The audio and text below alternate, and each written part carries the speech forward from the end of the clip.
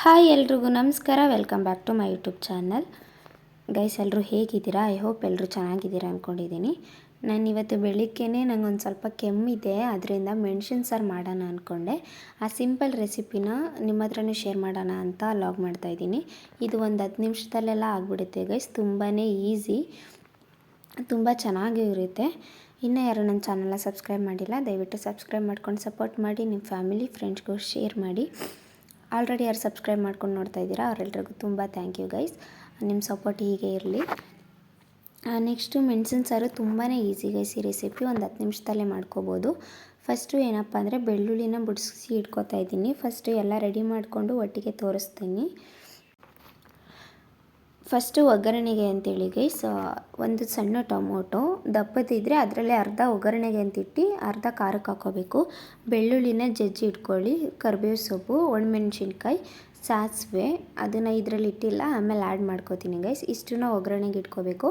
Next ಖಾರಕ್ಕೆ ಅಂತೇಳಿ ಒಂದು ಮಿಕ್ಸಿ ಜಾರಲ್ಲಿ 2 ಹಸಿಮೆಣ್ಸಿನ್ಕಾಯಿ, 2 ಒಣಮೆಣ್ಸಿನ್ಕಾಯಿ, ಟೊಮೊಟೊ ಸಣ್ಣದಾದರೆ 1, ದೊಡ್ಡದಾದರೆ ಅರ್ಧ ಸಾಕು ಗೈಸ್, 1 ಬೆಳ್ಳುಳ್ಳಿ, ಕೊತ್ತಂಬರಿ ಸೊಪ್ಪು ಹಾಕಬೇಕು. ನಾನು ಕೊತ್ತಂಬರಿ ಇಲ್ಲ ಅಂತ ಪುದೀನ ಇತ್ತು ಅಂಥೇಳಿ ಪುದೀನ ಸೊಪ್ಪೆ ಹಾಕ್ತಾಯಿದ್ದೀನಿ ಇಲ್ಲಿ. ನೆಕ್ಸ್ಟು ಅದೇ ಜಾರಿಗೆ ಸ್ವಲ್ಪ ಮೆಣಸಿನಕಾಳು ಮತ್ತು ಸ್ವಲ್ಪ ಜೀರಿಗೆ ಹಾಕೋತಿದ್ದೀನಿ. ನಿಮಗೆ ಕ್ವಾಂಟಿಟಿ ಎಷ್ಟು ಬೇಕು ನಿಮ್ಮ ಅಳತೆಗೆ ನೀವು ಹಾಕೋಬೋದು. ಇದನ್ನು ಹುರಿದ್ಬಿಟ್ಟು ಸ್ವಲ್ಪನೂ ಹಾಕ್ತಾರೆ, ನಾನು ಹಂಗೆ ಹಾಕ್ತಾಯಿದ್ದೀನಿ. ಆ ಥರನೂ ಹಾಕೋಬೋದು, ಹಿಂಗೂ ಹಾಕೋಬೋದು.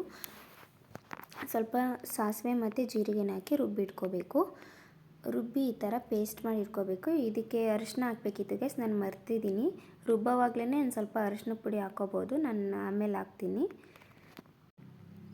ನೆಕ್ಸ್ಟು ಒಂದು ಪಾತ್ರೆ ಇಟ್ಟು ಎಣ್ಣೆ ಆಲ್ರೆಡಿ ಹಾಕಿದ್ದೀನಿ. ವಿಡಿಯೋ ಸ್ಟಾರ್ಟ್ ಆಗಿಬಿಟ್ಟಿತ್ತು, ಎಣ್ಣೆ ಹಾಕ್ಬಿಟ್ಟಿದೆ.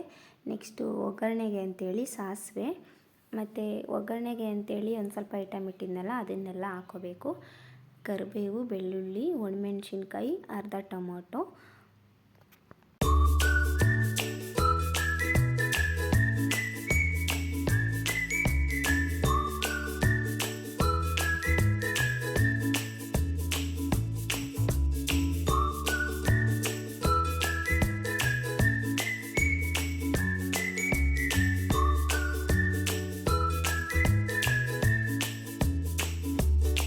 ಅದೆಲ್ಲ ಸ್ವಲ್ಪ ಫ್ರೈ ಆದಮೇಲೆ ನೆಕ್ಸ್ಟು ಪೇಸ್ಟ್ ಏನು ರೆಡಿ ಮಾಡ್ಕೊಂಡಿರ್ತೀವಿ ಗೈಸ್ ಮಸಾಲೆ, ಅದನ್ನು ಹಾಕಬೇಕು.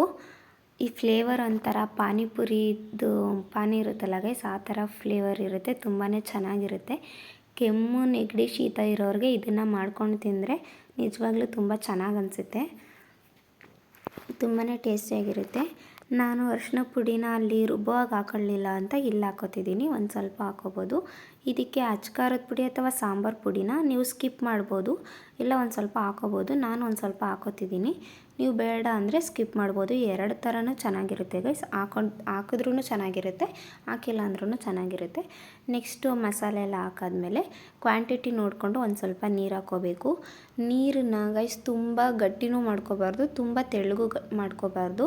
ಕನ್ಸಿಸ್ಟೆಂಟಿಯಾಗಿ ಹದವಾಗಿ ಮಾಡ್ಕೋಬೇಕು ಗೈಸ್. ತುಂಬ ತೆಳುವಾಗ್ಬಿಟ್ರೆ ಚೆನ್ನಾಗಲ್ಲ, ತುಂಬ ಗಟ್ಟಿ ಆದ್ರೂ ಚೆನ್ನಾಗಲ್ಲ. ಮೀಡಿಯಮಾಗಿ ಹದವಾಗಿ ನೀರು ಹಾಕ್ಕೊಂಡ್ರೆ ಚೆನ್ನಾಗಿರುತ್ತೆ. ಇದನ್ನು ಅನ್ನಕ್ಕೂ ತಿನ್ಬೋದು, ಸ್ವಲ್ಪ ಗಟ್ಟಿ ಮಾಡಿಕೊಂಡ್ರೆ ಮುದ್ದೆನೂ ತಿನ್ಬೋದು, ತುಂಬಾ ಚೆನ್ನಾಗಿರುತ್ತೆ.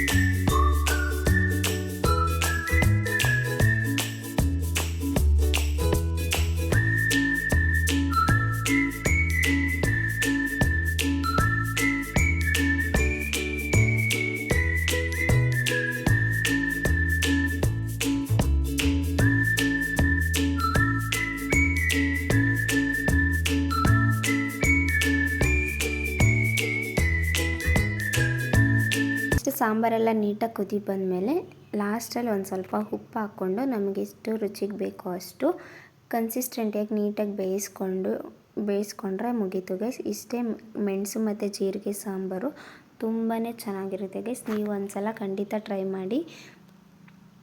ಮಾಡಿ ಕಮೆಂಟಲ್ಲಿ ಹೇಗಿತ್ತು ಅಂತ ಕಮೆಂಟ್ ಮಾಡಿ ಗೈಸ್. ಈ ಲಾಗ್ ಇಷ್ಟ ಆಗಿದರೆ ಲೈಕ್ ಮಾಡಿ, ಶೇರ್ ಮಾಡಿ, ಕಮೆಂಟ್ ಮಾಡಿ, ನನ್ನ ಚಾನಲ್ನ ಸಬ್ಸ್ಕ್ರೈಬ್ ಮಾಡ್ಕೊಂಡು ಸಪೋರ್ಟ್ ಮಾಡಿ ಗೈಸ್.